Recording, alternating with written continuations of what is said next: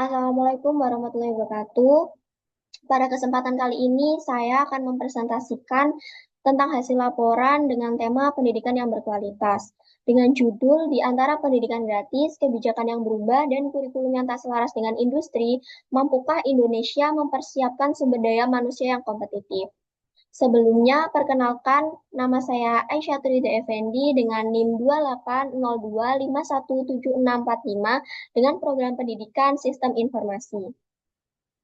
Nah, berikut agenda dalam presentasi ini. Yang pertama yaitu latar belakang masalah, yang kedua rumusan masalah, tiga hasil temuan, empat solusi yang ditawarkan, dan lima refleksi pribadi. Nah, yang pertama yaitu latar belakang masalah. Kebijakan efisiensi anggaran pemerintah di sektor pendidikan menimbulkan dampak negatif terhadap kualitas, fasilitas, dan kestabilan sistem pendidikan. Tantangan utama pendidikan Indonesia adalah ketidaksesuaian antara kurikulum dan kebutuhan industri.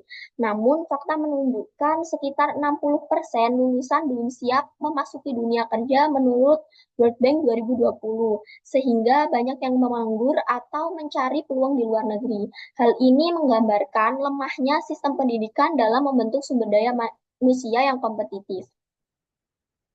Nah, selanjutnya yaitu rumusan masalah. Yang pertama, bagaimana kebijakan pemerintah dalam menerapkan pendidikan gratis dan sejauh mana kebijakan tersebut berjalan efektif serta sesuai dengan harapan. Yang kedua yaitu apakah kurikulum yang diterapkan saat ini sudah sesuai dengan industri dan mampukah menciptakan generasi yang siap menghadapi dunia kerja. Dan yang ketiga yaitu bagaimana peran kemitraan antara dunia pendidikan dan industri dalam mempersiapkan sumber daya manusia yang kompetitif di Indonesia. Nah, dari laporan tersebut terdapat beberapa hasil temuan. Yang pertama yaitu pendidikan di Indonesia. Pendidikan di Indonesia saat ini sedang mengalami transformasi melalui program Merdeka Belajar untuk dan juga penekanan pendidikan vokasi untuk lebih menekankan pembelajaran praktikum. Nah, secara umum pemerintah ini sudah menunjukkan komitmen yang kuat untuk terus melakukan reformasi dan peningkatan mutu pendidikan nasional. Yang kedua yaitu kurikulum Merdeka Belajar dan Pendidikan Vokasi. Kurikulum Merdeka Belajar dan Pendidikan Vokasi memang didesain untuk lebih adaptif terhadap kebutuhan dunia kerja. Harapannya hal ini bisa digunakan sebagai simulasi sebelum benar-benar terjun ke dunia industri. Untuk pelaksanaannya sendiri belum sepenuhnya merata dan masih mengalami beberapa kendala seperti ketidaksesuaian kompetensi lulusan dengan kebutuhan industri, kurangnya pelatihan guru vokasi, dan minimnya pembaruan teknologi di lingkungan belajar. Sehingga untuk pelaksanaannya masih perlu penguatan lebih dan pengawasan yang konsisten ke depannya. Nah, yang ketiga yaitu efektivitas pendidikan gratis untuk peningkatan kualitas sumber daya manusia. Nah, secara umum pendidikan gratis ini membantu peningkatan kualitas sumber daya manusia dari sisi akses, terutama untuk masyarakat ekonomi menengah ke bawah. Namun untuk lebih menunjang dari program pendidikan gratis, yaitu diimbangi dengan uh, pembaruan kurikulum, peningkatan fasilitas pendidikan, serta pelatihan guru. Sehingga kualitas sumber daya manusia akan lebih siap untuk menghadapi dunia industri. Dan yang keempat yaitu kesiapan fresh graduate dalam menghadapi dunia kerja. Nah, fresh graduate ini sering dianggap kurang siap menghadapi dunia kerja karena memang adanya skill gap antara apa yang diajarkan di kampus dan apa yang dibutuhkan oleh industri.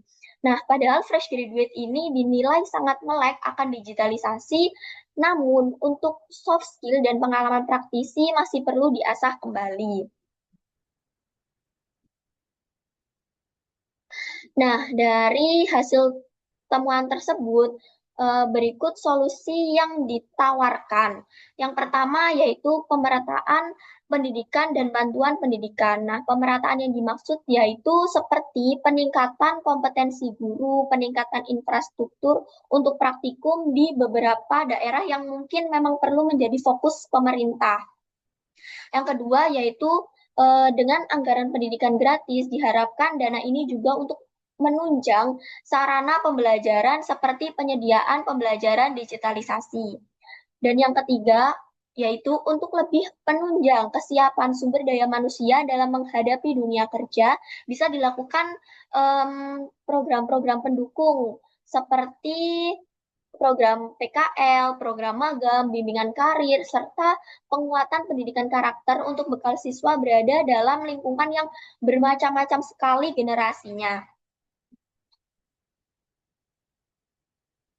Nah, melalui laporan ini saya memperoleh wawasan yang mendalam terkait relevansi kurikulum pendidikan saat ini dengan dunia industri. Pemerintahan sudah memberikan mutu pendidikan yang cukup baik dengan adanya kurikulum Merdeka Belajar dan penekanan pendidikan vokasi di tengah tantangan yang ada. Pendidikan gratis juga memberikan harapan untuk kemajuan pendidikan di semua daerah. Nah, hal ini menyadarkan saya bahwa semua pihak, termasuk saya sebagai generasi muda, sangat penting dalam mendukung transformasi pendidikan di Indonesia.